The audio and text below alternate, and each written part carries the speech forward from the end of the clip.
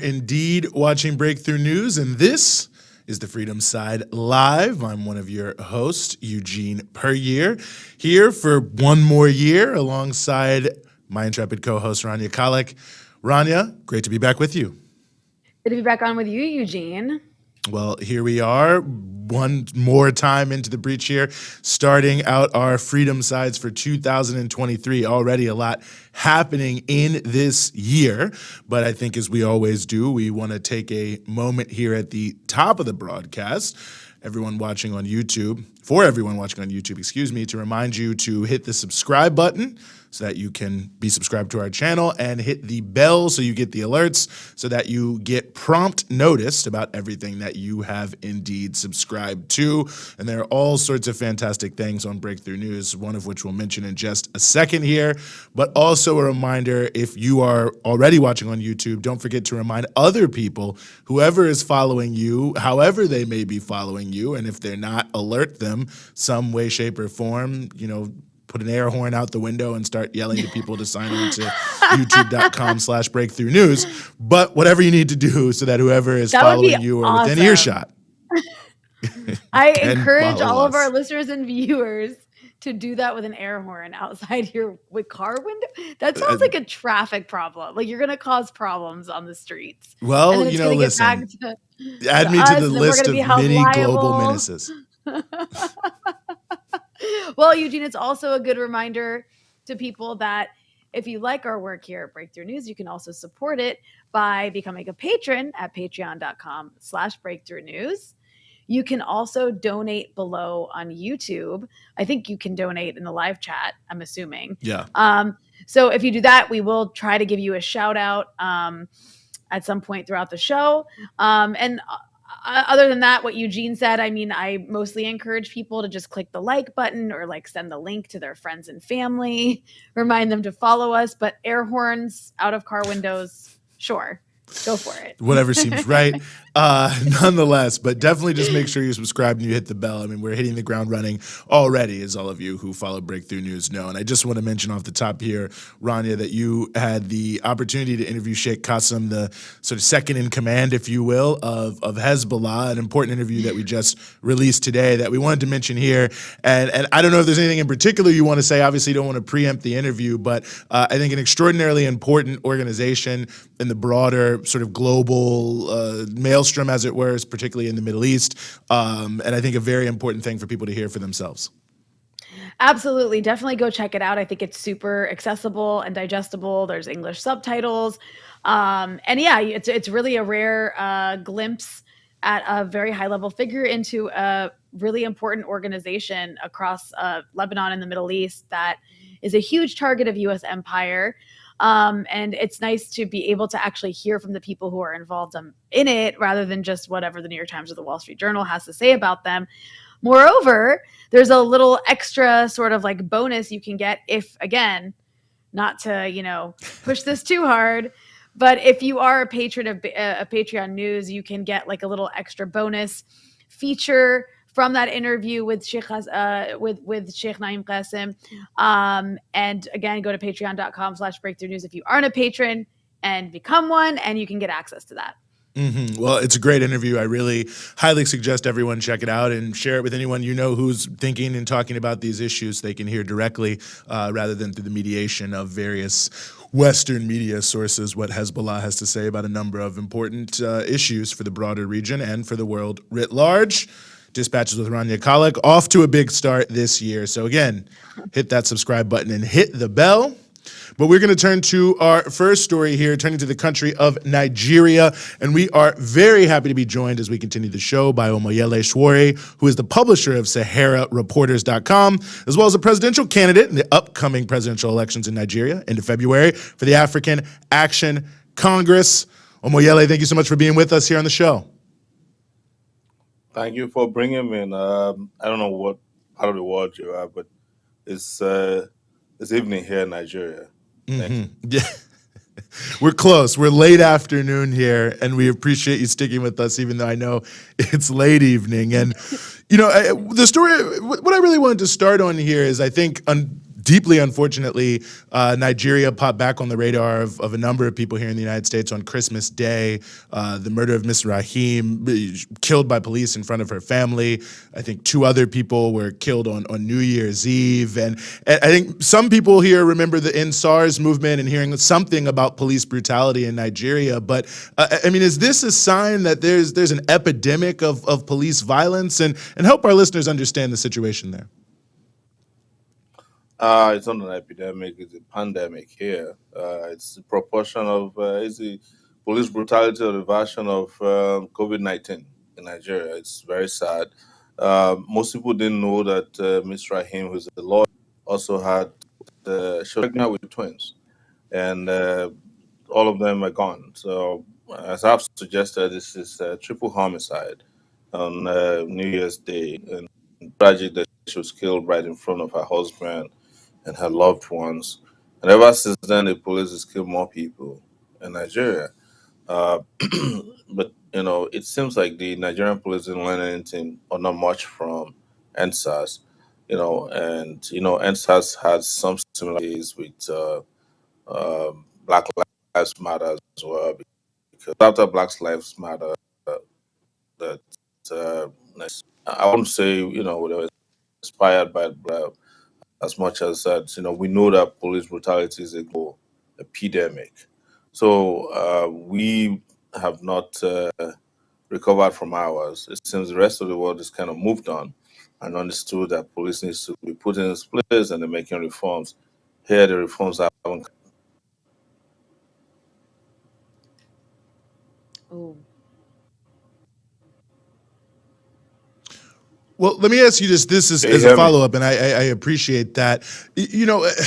I think obviously in the United States, this is obviously also a huge issue here in terms of police brutality. And I think what many people often talk about is sort of what's behind it. And I think, as you know, here in the United States, that conversation is heavily linked to the issue of racism here. We're talking about Nigeria. We're on the African continent. So talk more, if you could, about what it is that is bringing this murderous cast to the police there in Nigeria.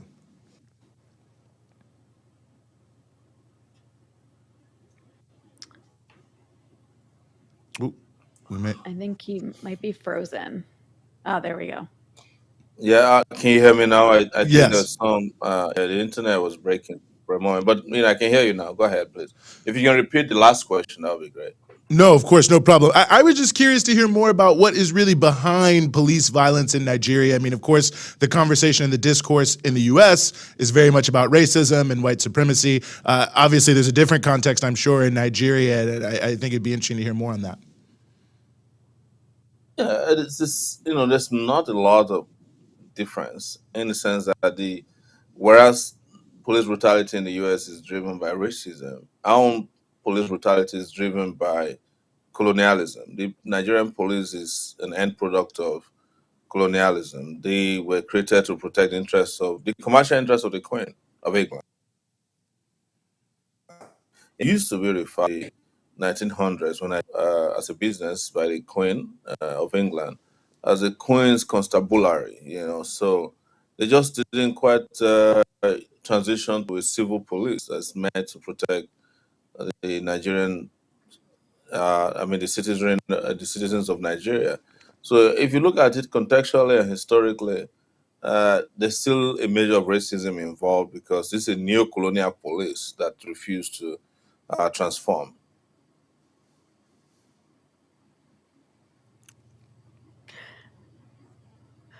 Well, when we speak in the context of police brutality in a country like Nigeria, I'm also curious: is there a relation? Like, who's training the Nigerian police at this point in time? Is there a relationship with Nigerian police and other forces in the region, or perhaps even other countries outside of Africa, like the U.S.?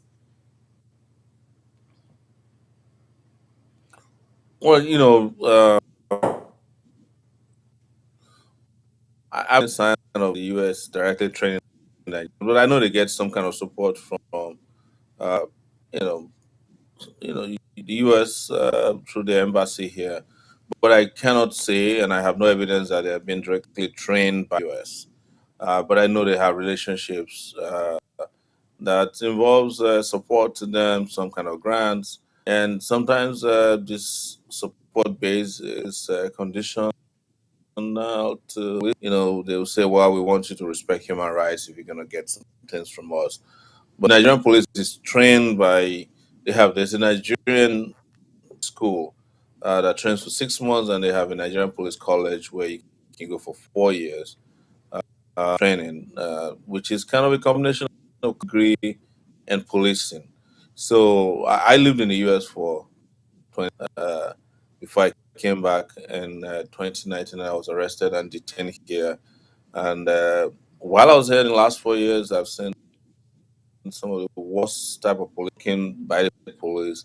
At the protests in 2021, a police officer shot a riot gun, directly hitting my thigh. And uh, it's pretty much the same, police that you find in the US in particular that you find here. But I've not found a direct nexus between their conduct and any form of training relationship with that of the US police. No. One of the things I'm curious about, to pick up on a point you made there, and I mean your own detention, and what we've seen recently. Similarly, I think I saw a story that several people have been detained for criticizing the president's wife. I mean, how are the police also interacting with the power structure, and to what extent are they being used to suppress dissent writ large in the country? Well, the police is a VIP protection unit. That's the best way to put it. They'll do everything, anything to make sure that the VIPs, particularly those in office and those in power and government, are protected. And they've gone even as ridiculous as going on Twitter and social media in general to comments by, particularly young people, sometimes banters. Uh, Prosecuting those who are opposed to the government. A fellow who had been detained for 2 years was just released today by the Court of Appeal in Abuja. And he was just throwing banters around on Twitter saying, hey, if I have money, I will buy a gun, and these are the people that I will target in government. It was just banters. He's a young pharmacist. Spent 2 years in jail. I met him during one of my stints in detention, and we tried everything we could to make sure he wasn't prosecuted or persecuted the way it was. But it took 2 years before he finally got a reprieve today. He's still in detention. I guess he will until his paperwork is processed, and that process itself can be very slow and terrible, because one thing about very deadly police departments is also that they thrive on bureaucracy. So yes, they're here to protect. They'll do everything to protect them. They carry back and they protect their houses, whether they're living there or not. There are policemen permanently posted to homes of corrupt, politicians, their wives, concubines, and any kind of relations that they might have. So the police here is a police for hire.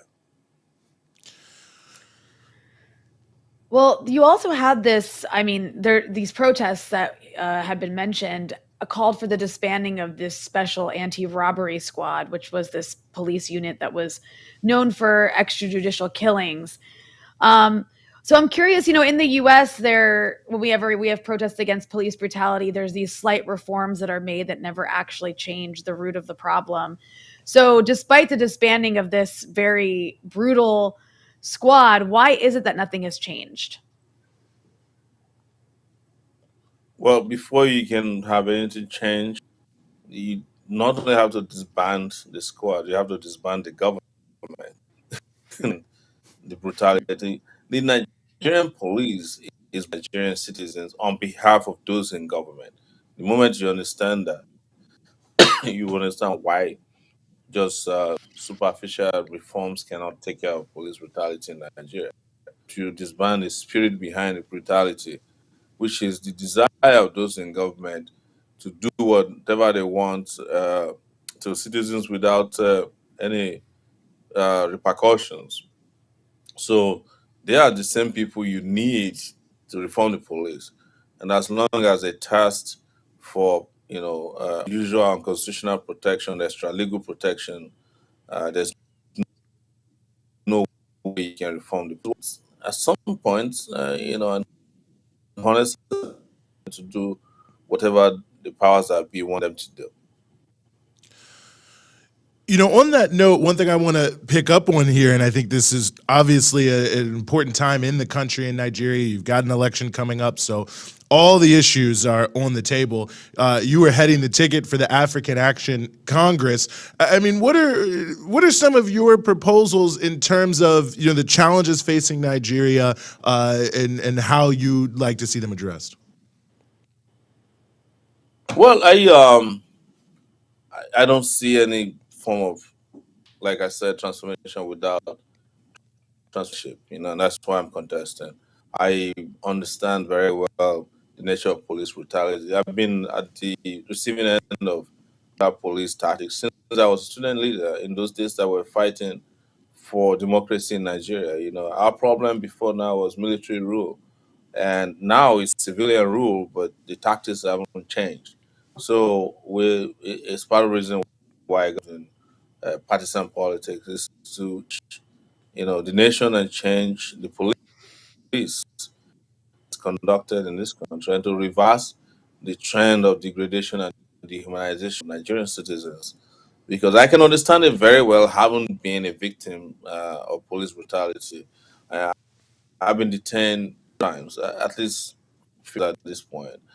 And each time I was arrested in some very brutal arrest, torture, human and degrading treatment that I've been through. So I understand how they work. I understand the psyche of the police, and I know how to walk and break it down and make police more useful, to respect. So it's just not the police for Nigeria, but that there are global policing that must be respected and adhered, and that maybe we have the US enable.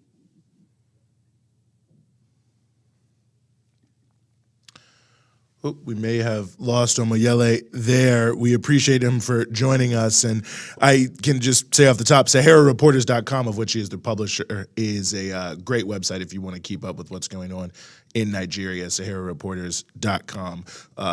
On all the topics we just mentioned and many, many others, and a lot of coverage of the presidential campaign for anyone who wants to follow that. And again, I just would be remiss if I didn't mention he's also the presidential candidate for the African Action Congress. But SaharaReporters.com, definitely check it out. Yeah, I mean, it's an unbelievable story in many ways that we started with there of Miss Bonolale, sorry, I got that wrong. Rahim, a lawyer, murdered on Christmas Day in front of her family by a rogue police officer, pregnant with twins, and they just executed her. I mean, there is no rhyme or reason to it whatsoever. And I think not an issue I'd followed super closely. I assume not that much had happened vis-a-vis the NSARS protests because we know how that kind of thing goes. But to see how much impunity there is was really something, especially on Christmas Day, and then 2 more people murdered on New Year's Day. It's just really a terrible situation. But February 25th, is going to be the general election in Nigeria. Going to be an interesting one. We'll have to keep following it and keep covering it as things go forward. Obviously, one of the most significant countries in Africa. So whatever the outcome is could be quite significant, as it were, Rania. Yeah, we'll have our eyes on it. Sorry, I had to take a drink there, but let's turn to another political issue here, and that's political issues in the United States. I don't even really know what to call what happened in the House of Representatives, the many rounds of voting. But before I do too much editorializing, we are happy to be joined, I should say, by the editor-in-chief of Breakthrough News, Ben Becker, to help us break this all down. Dr. Becker. That's real. I didn't just make that up. Dr. Ben Becker, that's how we do things at Breakthrough News. We are highly credentialed. Thanks for joining us again here on the show. Thanks for having me. Always a pleasure. Of course. I just don't want anyone to think we're bringing in bootleg guests here. You know what I'm saying? We got top Only journalists from That's it. Nigeria. We got PhD geniuses from America. We're bringing it all in. So, Ben, I mean... Better say something smart now. Wow. Yeah. Yeah, we just I know I raised the set the bar high. bar. It's a lot of high pressure over here. Ben. Well, Gotta listen, bring it. no matter what you say, you will be able to clear the bar of probably anyone in Congress. I mean, the Kabuki theater situation with Kevin McCarthy, the 15 rounds to become speaker.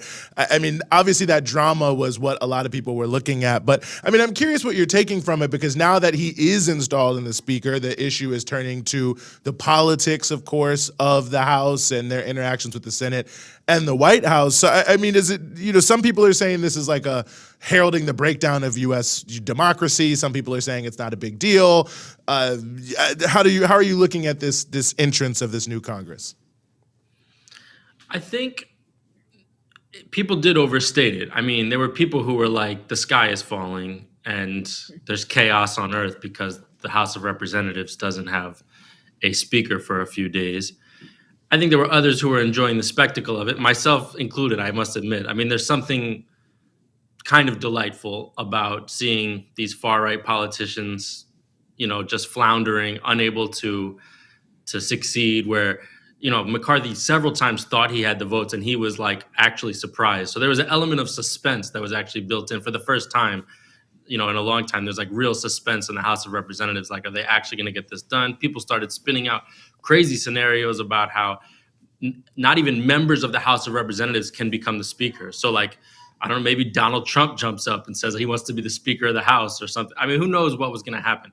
So I understand the sort of spectacle of it, but I do think that a lot has been lost in purely focusing on the spectacle of it. And I do think there is significance to what transpired.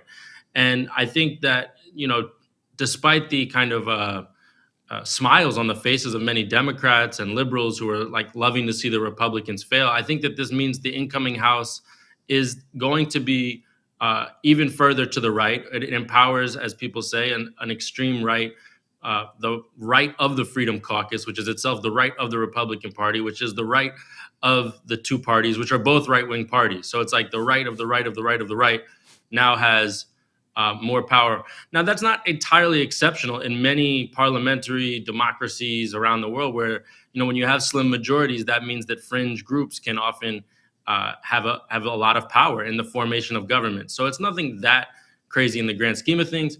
The last time there was something quite like this in terms of a contest, as people have noted, is in the 1850s. And that struggle on the House floor in some ways in many ways anticipated the fragmentation of American party politics and even the Civil War. Now, of course, those are over major policies, like slavery was the number one policy that was driving the division on the House floor. Here, it's often kind of hard to figure out what are the core policies that are driving these divisions. Both parties seem to be completely devoted to a war agenda, to a corporate agenda. And that leaves people feeling somewhat, I think, passive, almost like you're rooting for a team, but you're not really rooting for a particular policy. And it's hard to say sometimes what the actual stakes are in terms of what were the concessions, for instance, that McCarthy gave up to finally get to 218 votes, which was necessary for him to win.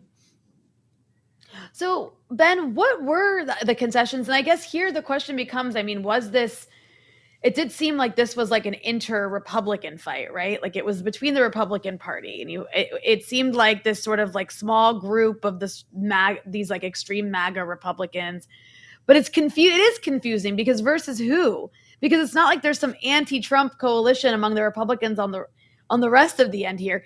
Were there any concessions? And then I would add to that, just to bring this in, I saw some people trying to make the point that this is actually what progressive Democrats should be doing within their party when it comes to trying to use the leverage of, let's say, the progressives, the squad, using their leverage the way the extreme right-wingers did. And I'm curious if you even think that's possible to do, since it's not even clear. I still don't quite understand what this was about. Okay.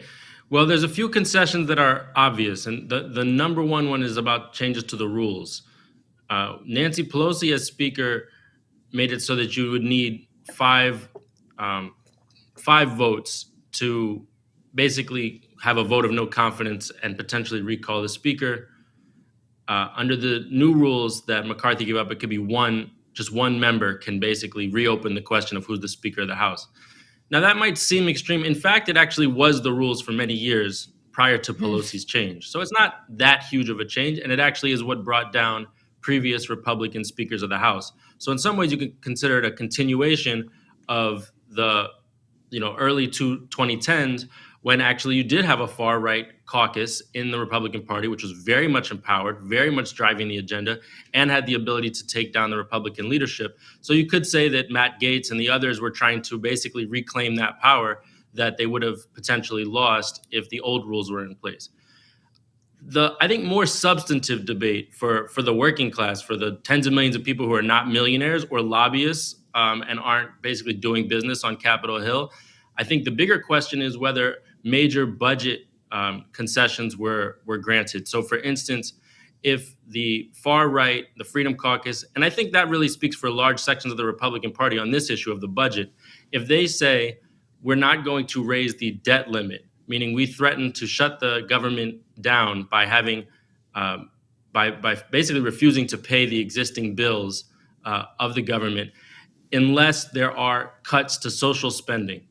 And this was essentially the same mechanism, the same maneuver that was used in the early 2010s by the Republican Party to create, under the Obama administration, what was called the sequester, the budget sequestration policy, which is like automated neoliberalism, where you say if we hit certain thresholds of spending or debt, then then there's going to be across the board spending cuts.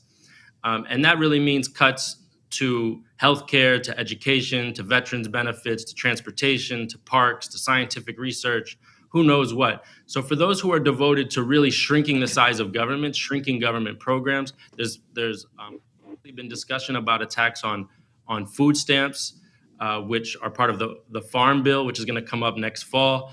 So I think there is an austerity agenda that's behind all this. They are playing around with defense spending too, which I think also sort of sparks the interest of any anti-war forces, because some of these same far-right forces are saying we need to open the debate about Ukraine weapons spending or even broader defense spending. I think they're really speaking about those issues completely demagogically, but it's their way of saying we're for across-the-board cuts to discretionary spending. But the real golden goose, the thing they really want to do is go after the big social spending. And when you think about it, if you take a step back from that, this whole idea that the government's like totally in debt, okay, true. Why is it totally in debt? And how do we frame that? We can't forget that it was these same far-right Republicans who were backing the Trump tax cuts that led to huge increases in the amount of debt, because basically corporations and the ultra-rich were not being taxed anymore. So, of course, there is a debt problem that's been manufactured by that same faction, who then, once they get back into power, say, well, look at how we're overspending, we have to have a balanced budget and so forth. But balanced budgets are always code words for major attacks on social spending, all the hard-fought reforms that people have won over the years.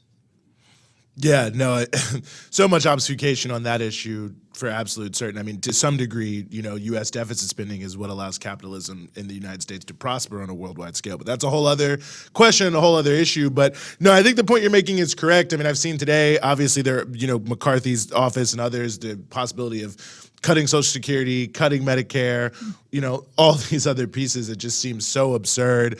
Getting rid of all corporate taxes is something they say that they may actually hold a just demonstration vote on, so to speak.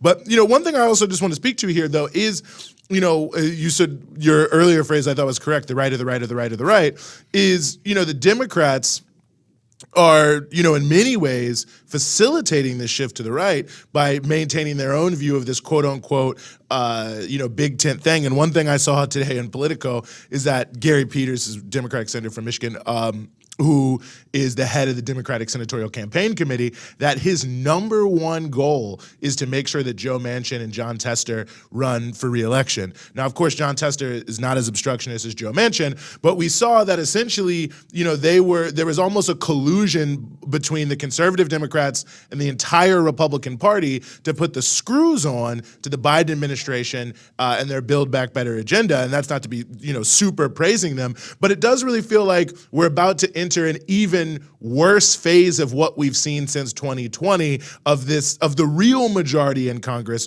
which is really this conservative pro-capitalist bloc having even more control, despite the fact that I think, for some people it feels like, with split government, that means the two sides will kind of balance each other out. But I don't think it really plays out that way ideologically. Joe Biden is a conservative Democrat. We have to remember he was the Joe Manchin for so many decades. So that's split government. I mean, they're speaking his language right now in terms of he truly is, to the extent he truly is anyone at this point. But I think that's who he really is. And I think that, he put out a comment that was like, we have to protect Medicare and Social Security. I think that was his main statement after McCarthy's election. But it's interesting because those are not the discretionary entitlement programs in terms of where they're allocated in the budget. So if you want to read into the silences, I think that Joe Biden very much would put on the table, and the Democrats are preparing giveaways to raise the debt limit, keep the government open, which for them is super important from the standpoint of the confidence of Wall Street, very important for the U.S. dollar to remain the reserve currency of the whole world, the sort of overall global confidence in the U.S. dollar. That's why they want to keep the government open. It's not really about what's going to happen to the working class. So if they can do that by gutting this or that program, I think they would be willing to do it. I didn't mean to dodge your previous question, Rania. I completely forgot about it. I'm sorry. I was going to ask again. Yeah, I was like, oh man. I don't want hashtag force the vote. Here. I was gonna cause problems over this, so I'm glad that you raised that. Go ahead, Ben. Okay, well, I just want to avoid problems. So, I do think the Democrats could have done a lot more, especially the left wing of the Democrats, way more, because again, the Democrats had a razor thin majority as well, and they could have done essentially what the far right did here with Nancy Pelosi. Now, it's not so much about the online controversy about force the vote over Medicare for all, but I just mean as a general principle, obviously, if they wanted to stick to their guns and stand on principle and raise any number of issues, that they say are central to their program, here I'm talking about the squad, it doesn't mean they necessarily would have gotten them passed, but they do, of course, can help set an agenda. You can get certain positions, certain subcommittees, you can demand certain votes. And you can, I guess, threaten to bring down the whole government if you want to also in this case. I don't see that kind of fighting spirit at all from the squad, to be honest. I don't think that the Matt Gaetz I don't know if I would even call it a fighting spirit either. I think there's something more pernicious at the base of that. But this is the main thing, is that the working class basically has no representation in Congress. There really is no one who's really just ready to fight it out, like go to the max, to call for to challenge basically the war economy, or to challenge the corporate tax giveaways, or to really cause havoc on behalf of working class people. There's no one really doing that, and I think that's what's missing, and that's what gives the space for the Matt Gaetz and the Lauren Boeberts and the others of the world to basically demagogically pose as the anti-war voice, as the rebellious voices. There's something very dangerous in that from a left-wing perspective, if the right wing sort of can come off as the rebellious ones. And I think they're really just dangling the Ukraine issue because they know, amazingly, how devoted the Democratic Party, including its, quote, left, has been to continuing the war spending, the giveaways, over $100 billion to Ukraine already, how devoted they are to that program. So they're saying, well, we're going to potentially scale back Ukraine spending. I don't think they're really going to be able to succeed with that, because the vast majority of the Republican Party also supports huge amounts of war spending to Ukraine, but they're using it as a bargaining chip for them to go after things like food stamps, things like the social programs that really they do want to cut, because every cut in that of that nature, and then every cut to corporate taxes, further ingratiates the far right with a section of Wall Street and corporate America. And I think ultimately those are their true masters. I think it's a greater question, because it does, make me think that, there sort of seems like there's a down ballot aspect of this too that I'm curious your thoughts on. We're seeing, of course, so-called liberal governors, Gavin Newsom, liberal governor Gavin Newsom of California proposed budget cuts there. Same thing in New York City, has a Democratic mayor. Obviously, the new governor of Arkansas, Sarah Huckabee Sanders, pushing to attack public education with the big expansion of charter schools. I could go on and on about this state level agendas, and economically and socially. It does seem that there's like a general pall hanging over all of the politics in America, pulling everything into, basically it seems saying, well, the economy is getting worse, inflation is bad, and, so for some reason that means we have to cut everything we can that actually helps people. I mean, when you think about it, you really have to step back and keep reminding ourselves where we were just a few years ago. 35 million people in the streets against racism and against police brutality. Huge numbers, huge majorities in favor of expanding healthcare, eviction moratoriums, all sorts of the stimulus checks, child tax credits, free childcare, parental leave. We were actually talking about a fairly historic expansion of social programs to meet the needs of poor and working class people who are facing extreme inequality, extreme hardship, a lot of economic anxiety, especially around rent, food prices, energy prices. If there were ever a time, it's during the pandemic and now the resulting inflation, that you would think you would have a government that would be serving the people more. And instead, the whole discussion has shifted all the way to the right. And in fact, the Democrats, who only for a moment really flashed in this direction of the left in early 2021, they were quick to use the inflation issue to be able to say, well, all of that costs money. And when you think about what they're trying to do, what the right wing is trying to do by making budget cuts, they're basically saying everything that the government provided for in 2020 and 2021 added to the debt. Okay, that's true. It does add to the debt because it was necessary for people to, survive the pandemic. But now they're going to try to claw all those dollars back, basically. And then we're going to be paying for it for years and years and years. And by we, I really mean the hundreds of millions of people who are not millionaires. Because during the pandemic, billionaires in this country made $2.1 trillion. Billionaires' wealth went up 70%. The Goldman Sachs Investment Strategy Group says in 2023, there is a 50% chance of recession. Inflation is probably going to continue, might come down a little bit. But don't worry, if you're a big capitalist, there's still 9 to 10% anticipated returns on your investment. So still a pretty good year for you. So that's the whole thing about what is a recession really? I mean, is it really just 2 successive quarters of negative growth? Or is it just another way for the ruling class, the corporations, to basically claw back anything they've given to the workers and to say it's necessary for belt tightening? But it's never universal belt tightening. For them, it's just another opportunity to change the rules of the game and to make mega profits. And that's the kind of message that the Democrats sort of will put out there. And this is sort of the charade of democracy. Some Democrats will put out there and use yes, they're finally talking about corporate giveaways and inequality and so forth. But then they'll turn around and support a $850 billion war budget, and they still haven't really fought against those tax cuts.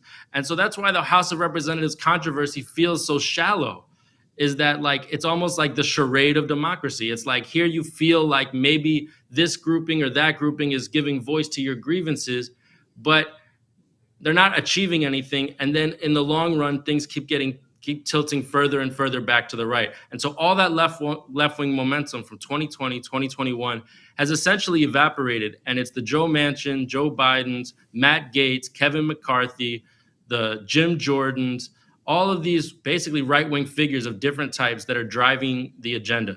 Even while the majority of this population, I would say, is moving in a left-wing direction.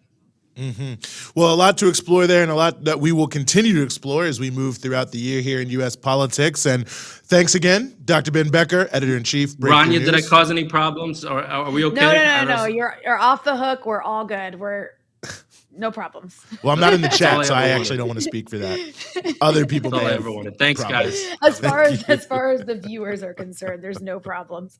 I should mention real please. quick. One thing we forgot to note is the majority of lawmakers in the U.S. are actually millionaires. It's important to keep that in mind for when we talk about these things. But yeah, this shouldn't at be one surprising. point, every single person in Congress was a millionaire a few years ago. No way. You always have to go back and look at that again when the Congress changes over because they get these new people who are not yet millionaires. Yeah, not yet Not millionaires. yet been able to flip their role as Congress people into huge sums of money, which is very easy to do. One way to do it is insider trading. That's an issue to watch, by the way. Both parties claim that they're going to take action this year. Shout out to Nancy Pelosi's husband. Yeah, all of them. And also the Federal Reserve, huge insider trading. Yeah. Nothing has happened to any of those people. So-called running the economy, doing these interest rate hikes. We'll just remember that all of them, all of these Federal Reserve Board governors have almost no rules around them and are doing all sorts of trades. It's worth looking into.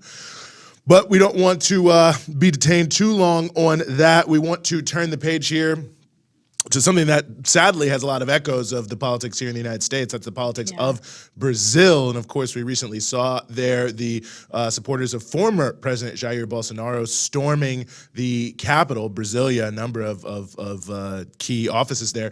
Very, very happy to be joined as we continue the show, joined once again by the attorney, Ana Júlia Guedes, who's also a militant with Levante Popular da Juventude. Ana, thank you so much for being back with us. Thank you very much for calling me. It's always an honor and an excitement to be here to talk a little bit and bring this popular perspective to, other countries, to what's going on here. Well, we are always happy to have you. Sorry that yet again we have to have it on somewhat of a negative note, but hopefully this will be the last time it's negative. Positive next time.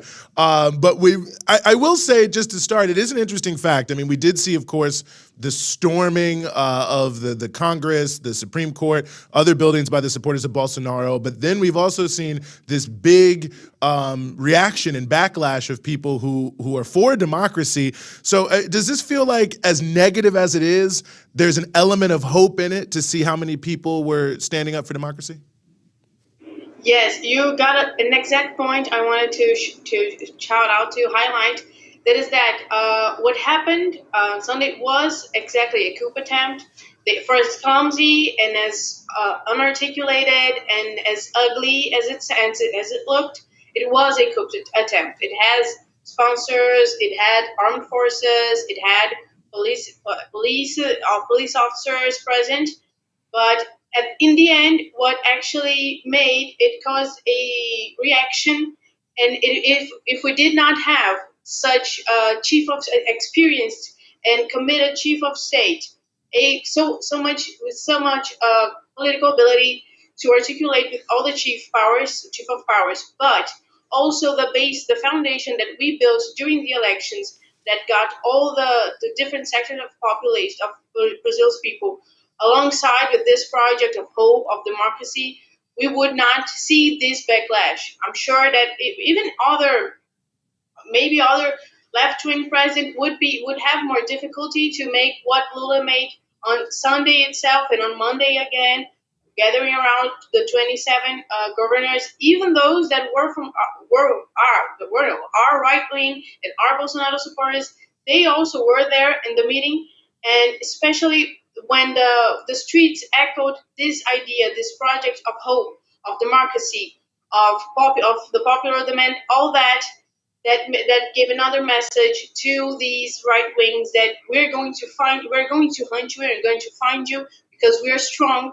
We got out of this election stronger than we got in, and we won, and we're not going to let you take it with these coup attempts that destroy the public patrimony, that destroy the public buildings, that try to attempt against democracy and filming it and posting on social media as if they were like in a rally in some sort of carnival. Oh, it's so much fun to destroy these historical paintings, these 100-year-old paintings and sculptures, because it all belongs to now the Workers' Party. So it was a coup attempt. It was terribly serious what happened. But our ability to call out a manifestation on the next day, imagine it, in big part of the country is raining for like several weeks, and yet we were present, we were on the streets, and we put out our voices to say that. So although it is a terrible moment to be here again and bringing terrible news, but I also bring these news of joy, this news of having a chief of state that knows how to articulate the powers, but also the public support. So it's been in some kind revigorating because at last we won something. We went out of the streets, we shouted out, and we won it. So it's something. We're going there. You know, it was interesting to see how quickly so many, I don't know if you were paying attention to this. Obviously, you were more likely paying attention to events inside Brazil. But it was interesting to see so many U.S. officials very quickly expressing opposition to these fascistic riots, basically. Which, you know, if you look at what happens in other Latin American countries, it's quite the opposite usually, right? Like these people will be called pro-democracy protesters, and they'll quickly label the, you know, left-leaning leader as being authoritarian. But in this case, it was quite the opposite. How important was that? How significant was the response from the US and other countries like it in very vocally and publicly expressing their disgust with these protests? Yes, that was extremely important, and it is also a product of this articulation that got Lula there. Because when Lula took power and got there in Brasilia on January 1st, there were more than 120 world leaders, chief of states, and prime ministers, all sorts of chiefs from all over the country, and that showed how Brazil got back on the international community, not only but democratic community. So the quick response we got from many of progressists and democrats, not Democrats, but democrats, Congress people from United States, that also showed the capacity, the ability that to articulate so many different sectors, and it gives us also a much comfort, because you see that this kind of clumsy attempt of this kind of clumsy coup attempt and this kind of ugly and destructive thing, it happens a lot. And sometimes the international community, especially the central countries of capitalism, recognize these attempts. So, like it happened in Bolivia. After all, Janine Gomez was found under a mattress when she was arrested, as to see how ugly it was when she took the power. But when we had these responses, it also showed that there is no smaller partner in the international struggle for international people's struggle. You see, although United States also always shows up as an enemy, but there is a very big importance when these Congress people and these officials go out there and say we do not recognize, we do not approve. That makes a big difference here, because in the end, it is a big commercial partner. In the end, our media cannot say something that it was like, oh, it was a little thing, it was a light thing, because, you have many Congress people from other countries and from the U.S. saying that they do not approve. So it's not like a communist conspiracy theory that they tried to make a coup state. No, there are many people from other countries and important people from these other countries saying that they tried something that is not approvable, that they will not pass by. So it was really, and we saw it at the moment, because we get desperate, because you're in a house Sunday night, and suddenly Sunday morning, and suddenly there are people trying to invade the Congress, and having responses from all over the country and many chiefs of state. It was extremely important to demonstrate that we were not alone, and that we made that major victory that we worked for in last October. You know, I really appreciate that context. And, you know, one of the things that feels so important to me is what these people were reacting against, because obviously it's very early, but I was hoping you could talk a little bit about some of the early indications from Lula's government. I know we've seen a very diverse cabinet focus on hunger, because I think, you know, that in and of itself says so much about the nature of who this mob was when you look at what they seem to be so upset about in terms of Lula's agenda. Yeah, there are two things. There are two major things that are happening right now in the government. One, it is this to constitute a cabinet with diversity, with indigenous, with black people, with experienced people from different areas, and from broader, a little bit broad, too much broader than we wanted, but broad spectrum of politics, but also that gains support. But alongside with that, investigations against Bolsonaro's government are also taking place, because right now we put down he had put like his vaccination card in 100 years secret, but also his corporate card from the presidency in a secret. So today it went out publicly what was the expenses. So in that way, at the same time, we're not on, there is a Lula agenda of to struggle against hunger, to make it more democratic, to raise human rights as a main subject. We are also demonstrating that corruption, it is not something from the left wing. It is not Lula who's a corrupt. The corrupt one was Jair Bolsonaro, and he was terribly corrupt, and he did all sorts of terrible things, and that now have, I believe that we're going to be able to make some links that the money that he literally stole, because I mean he spent like millions of dollars on his corporate presidency card. It's even stupid and unelegant to do that.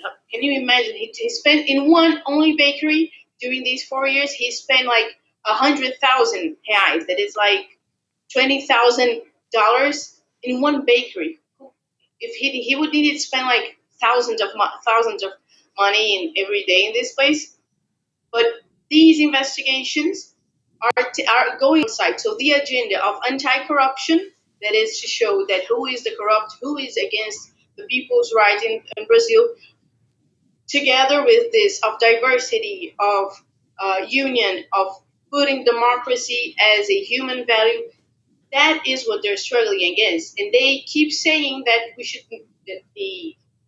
how they communicate, it is a protest against reality, because they do not want to accept what reality is putting through. They do not want to accept that Bolsonaro stole money from vaccines and was vaccinated in 2021. So they don't want to accept the minimum, and they're going to protest and to create this parallel reality, because honestly, what we're going to find it is that not only our country is amazingly capable of making politics, but also that Bolsonaro was the biggest corrupt, and we're going to find the biggest corruption scandals of our history for sure in these, and we're going to find it in the armed forces, we're going to find it in the police forces, and we're going to find it in the ministries. So it's going to be a long journey to them, and they're going to, I suppose they're not sleeping, and they're only under our thin water of reality, but they're going to keep protesting against this, that we're going to show through justice, through parliamentary commissions of investigations that are also going to start to take place soon as the Congress starts to work. So that's what they're rallying against. But the most important is that they're not rallying against it alone. They have these sponsors, and they have police by their side, and they also have forced arms by their side. So there is a very delicate and a very important challenge there, that is to overcome to this. It is mainly agriculture and mining and police, and for armed forces, so it's a very terrible combo in our history, especially in our history as a country. That's what we fought against on the dictatorship, and that's what we're going to face again. But now with the chief of state, now with the democracy, and now with the people that do recognize that democracy is not an eternal value, but something that you have to keep looking and struggling for, and you have to keep valuing it, and you have to know your history. So it's a big shake-up for all of us, because especially to this biggest part of the Brazilian people that are not exactly militants of organizations, but are now realizing that you have to do what you have to do in democracy. It is something to struggle, especially if you're in the global south. No, I agree 100%, and I think that it's going to be very interesting to see how all this develops, and we're looking forward to keep checking in on it. Ana Júlia Guedes from the Popular Youth Uprising in Brazil. Thanks so much for giving us some of your time here on the Freedom Side. Just to finish, please. To say that not only I'm here and I have something good, but I think the message we have for these next 4 years is Galeano's phrase that if they do not let us dream, we will not let them sleep. Mm-hmm. And we're not going to let them sleep, because we are chasing and we got our dreams back. Right on, right on. Well, it's going to be exciting to see everything, and they won't be sleeping. I can believe that, having been there. I've seen the popular enthusiasm all across the country. So thanks again for being with us. Thank you so much for calling. Yeah, one thing I can say, having been there in the first round of the elections, and I think, well, he's behind the scenes, but Matt would certainly agree with me here, working when we were there. Everyone we met who is in the popular movements was like, it doesn't end on January 1st. We're going to keep pushing forward, keep fighting, and keep, doing whatever we can to transform the country. So I think it's going to be a very, very interesting time in Brazil over the next, 4 years, but certainly really even over the next month. I think people will be surprised, at some of the things that we see. But while we stick with Latin America, I'm sorry, Ron, you want to say something? Well, I think might have been going to the same places. It's interesting to juxtapose the reaction to Brazil to the way the international press and officials across the global north have reacted to Peru, which has been quite the opposite. Yeah, the exact opposite. I mean, it's a terrible situation there at this point. Almost 50 people have been killed since the coup attempt that happened there towards the end of last year, Monday of this week in Juliaca. I think it was at least 17 people killed, 68 others were injured. And again, almost 50 people have been killed so far. And this is not going, this has not been very long at all. The de facto president, Dino Boluarte, I think I got that right, is now actually under investigation by the prosecutors for this massacre carried out by the police and other massacres that have been carried out by their police so far. But more or less, I mean, it was a complicated, complex situation. You can go back and listen to some of the interview we did with our friends from People's Dispatch a couple weeks ago towards the end of last year, right after this coup takes place. But I mean, I think we can see here the international community basically silent. I mean, of course, you have the sort of typical whatever statements about this, that, and the third. Oh, don't do this, don't do that. But they're always saying don't do this and don't do that and still supporting people. Yeah. But even the idea that this is a coup, I mean, the way the West sort of portrayed it in the U.S. was like that Castillo's move was a coup and that the president who's in there now has some form of legitimacy despite no real election and a totally, terrible situation in terms of the legislative assembly, in terms of where it is. So no legitimacy from a democratic perspective at all across what's known as the interior in Peru, the rural areas that really supported Castillo. There are huge protests happening. People are rising up in anger because, they see this, and Castillo's victory was widely seen at the time as a rejection of the entire elite political class in Peru, both the sort of traditional capitalist ruling classes, but even some elements of the left. And it was seen as a rejection by those who are the most excluded, who live in intense abject poverty, no development, nothing.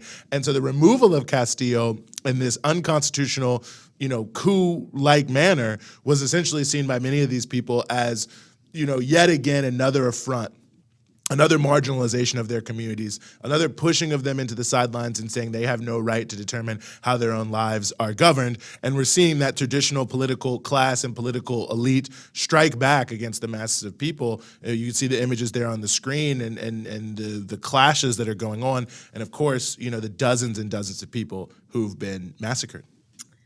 Yeah, no, it's absolutely horrific. And it's crazy whenever you look up anything in mainstream media in the US, it's all portrayed like, I kid you not, it was like a New York Times headline about the 17 people you mentioned who were killed over the weekend in Peru.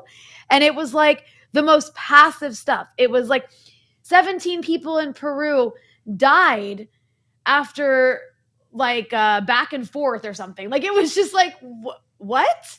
Mm-hmm. Like that's the kind of language that we're hearing. And since this started, it's been framed as Castillo was very authoritarian. He had to be taken out.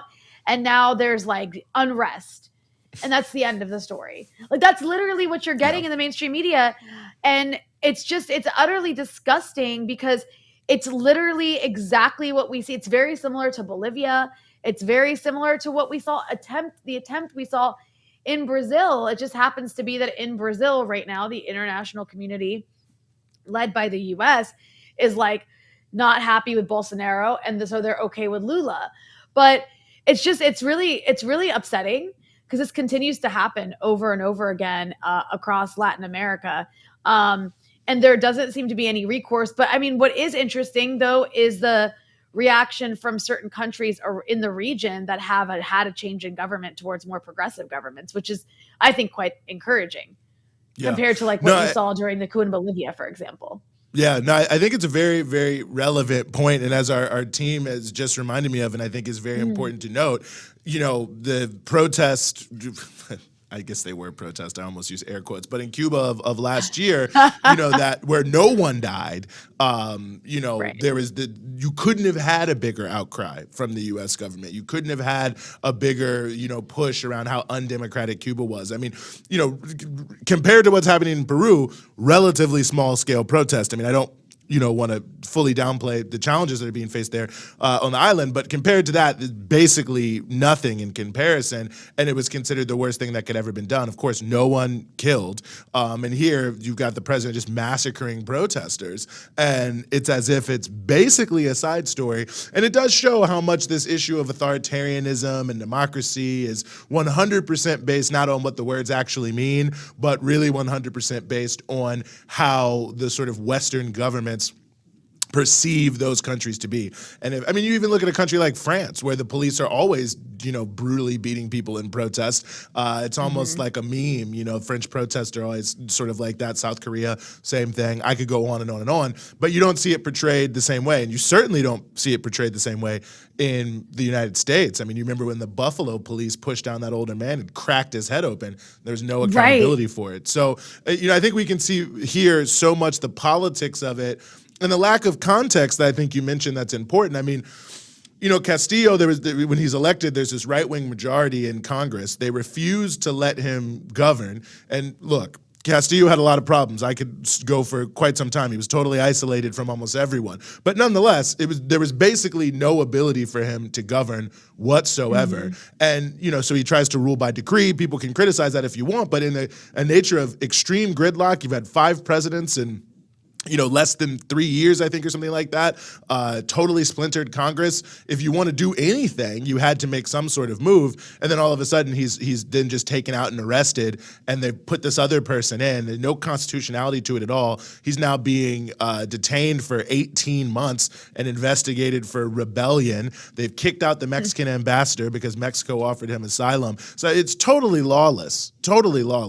But nonetheless, the way it's presented in the West as compared to what we've seen in Cuba, what we see in Venezuela, what we see in Nicaragua, what we see really in anywhere in the world that's targeted, there's no comparison, actually. So I think it's important people follow this because I think it's actually, sadly, going to get worse. I don't think we've seen the last of these police massacres.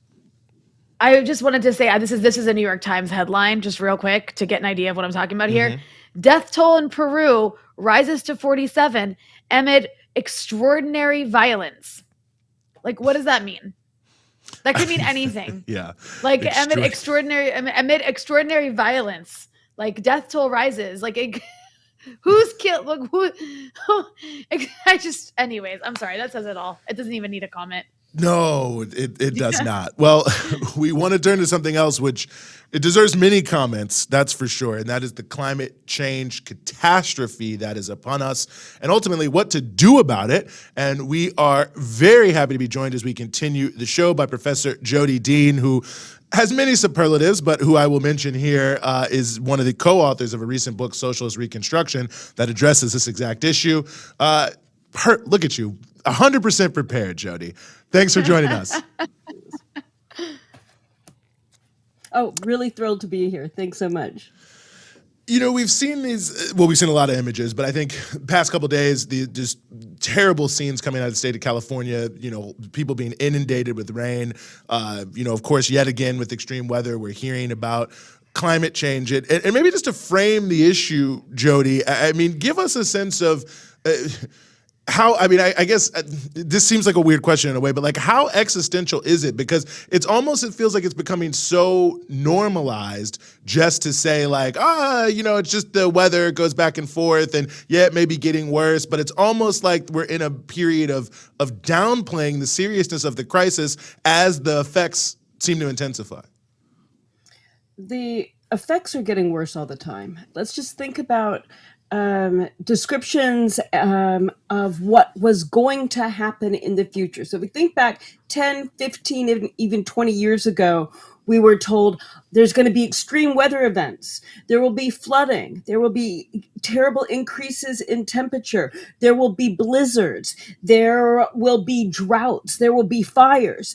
And we need to react then. We need to have reacted 20 years ago, 30 years ago. We need to do something. And the warnings kept coming and the warnings kept coming.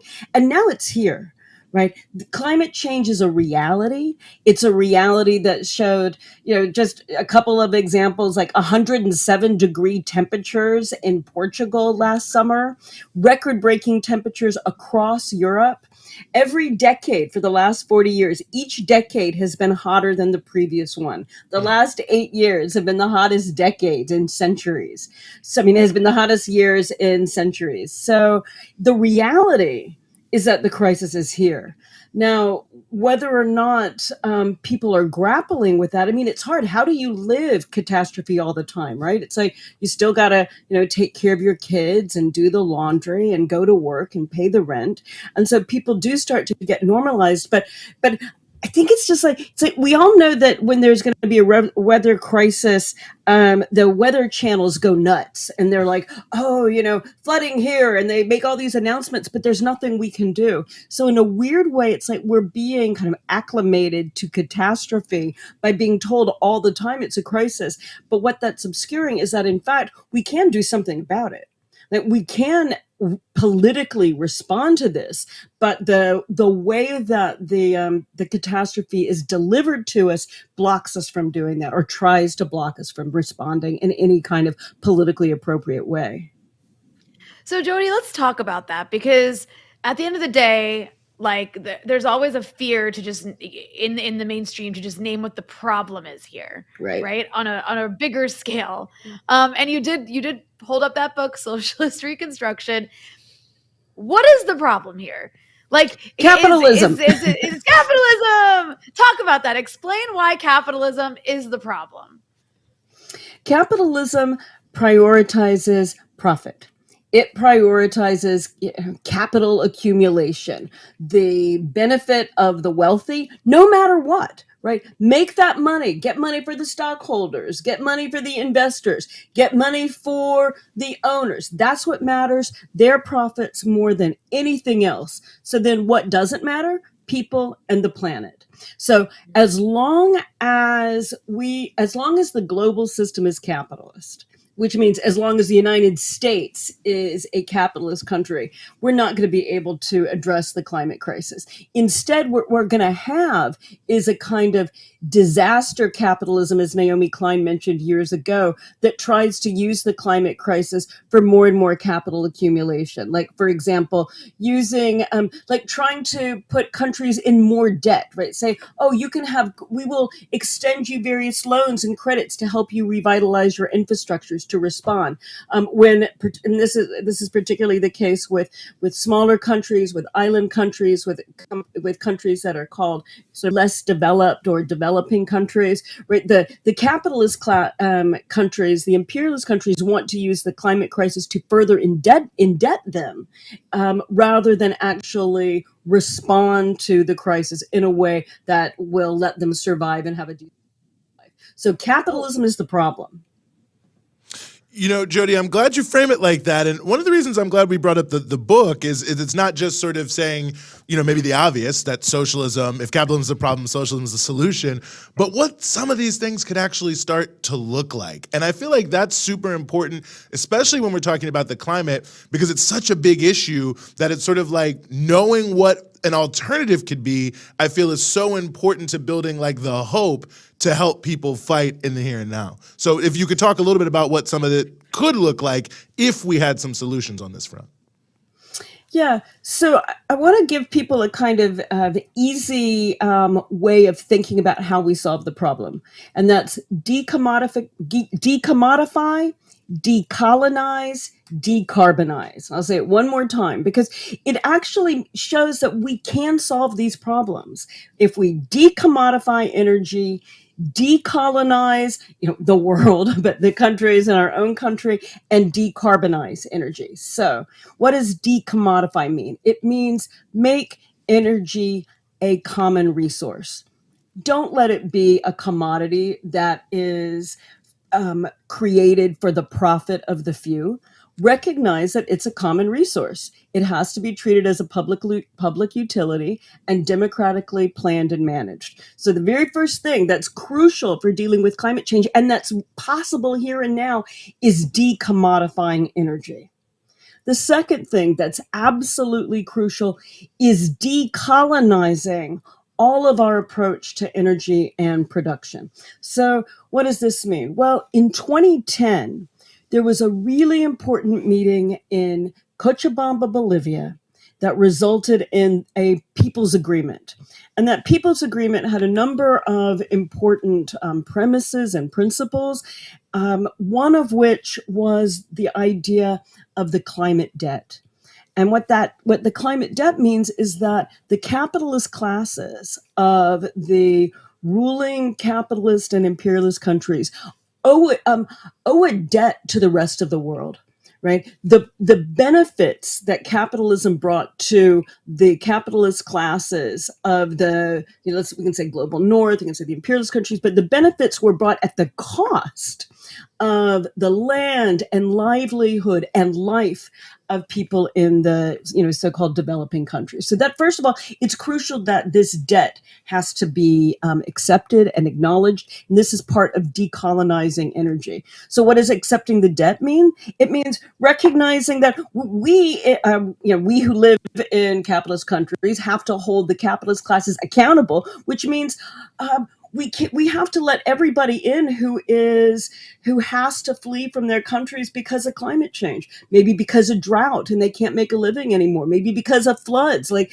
1/3 of Pakistan was flooded this past fall. Maybe it's because of the increased amount of warfare as groups are struggling in environments that have become destabilized.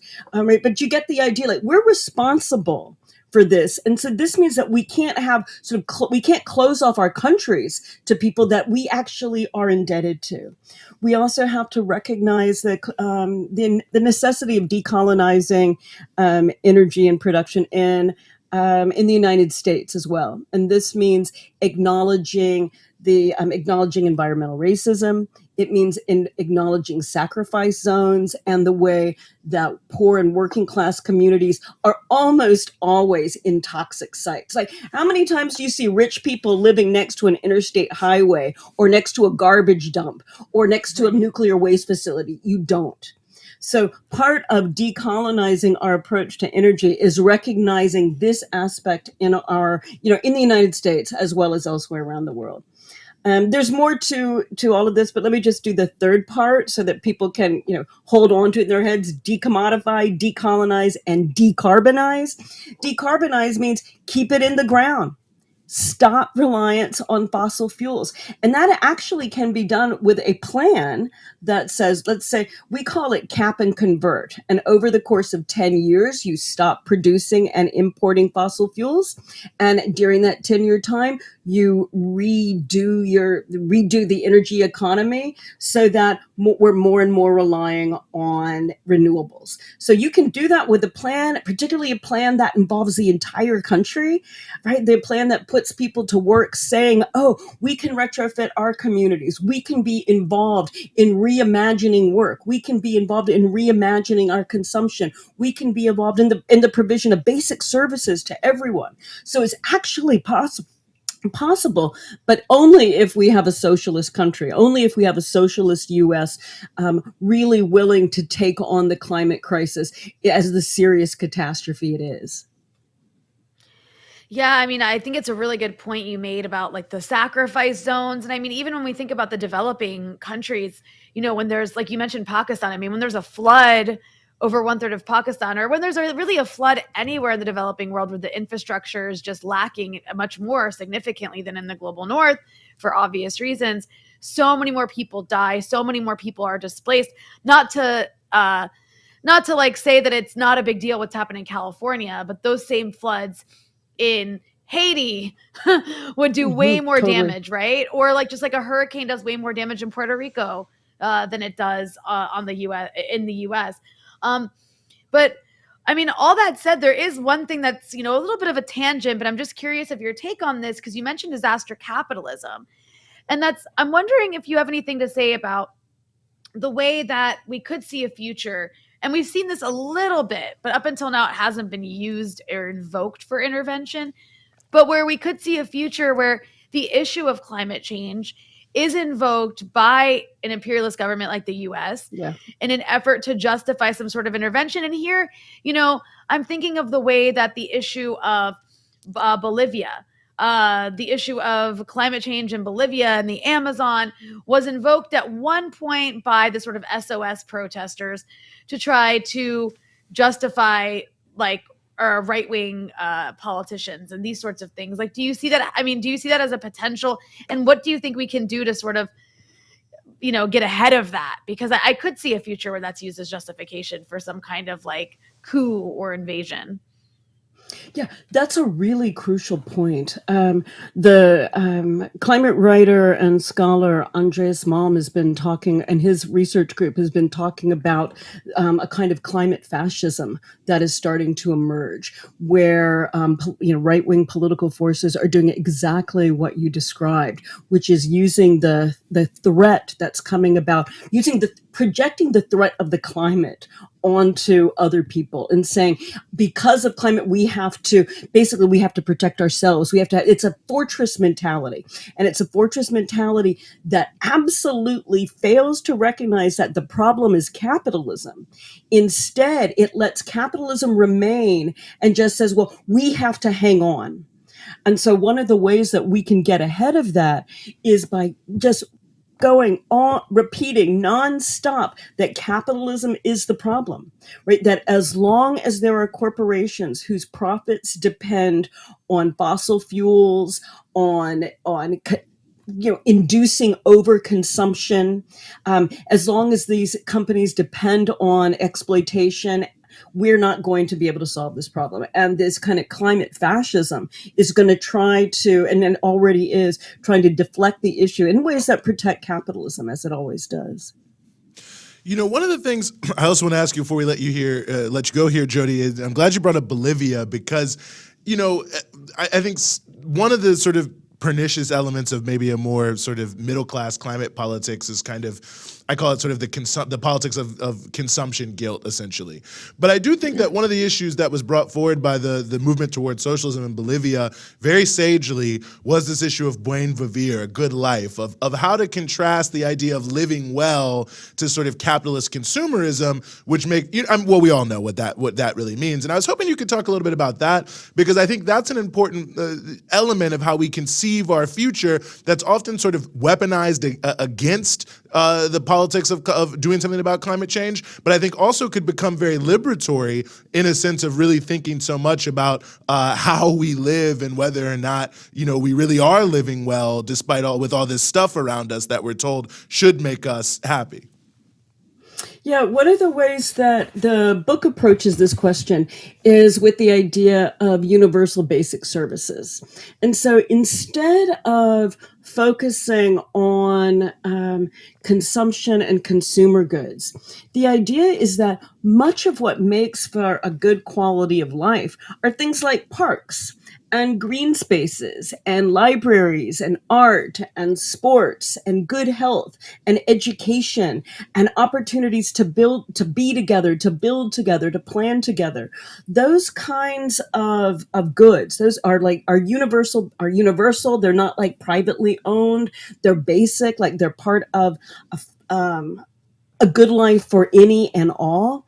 And so if we can orient our understanding of what an economy needs to do away from consumer items and toward the quality of life things that everybody values. That when people, if we just take one middle class example, middle class people, when they're looking for housing, look for good schools and green space. Right? Those should be available to everyone. They don't say, oh, am I really close to, like 15 stores or something like this? They might want good quality, healthy food. but they want clean air, they want green space, they want good education. That should be available for everyone. And an approach to building a socialist, climate responsible economy that uses universal basic services is really one of the ways that we can solve this problem and regenerate how we understand a good life. Well, Jody, really appreciate you as always. I think, maybe I'm a little biased here, but I couldn't recommend Socialist Reconstruction any higher. And I think it's good to finally have some solutions and some talk about solutions and not just the doom and gloom. So as always, really appreciate you being willing to give us some of your time here in the Freedom Side. Great. It was great to talk to y'all. Thanks so much. Mm-hmm. Yes, Rania, we're dealing in hope. Not just negativity in 2023. Gotta have hope. That's how we're going into it. You gotta have hope. You do. You can't be all doom and gloom, or else you just throw your hands up and say the capitalists won. Mm-hmm. Want to quickly shout out Martine Hernandez for your donation. Just a soldier, the most reliable donor every single show. Yeah. Shout out to you, Martine Hernandez, and also Kat Terrell for your donation, and anyone else who might have dropped one in as an anonymous person. All the people who are going to be watching this after we're live, who are going to drop in your donations, which always happens, thank you in advance for that. Hopefully you made it this far in the show, so you know that I thanked you. But nonetheless, Rania, as always, this brings us to a close. But I just want to remind people yet again, or maybe let you remind people yet again, about the interview that you were able to do that just dropped today that I really think is very important for people who care about the politics of the world to watch, but especially the U.S. entanglements in the Middle East and all these ridiculous things we're doing there.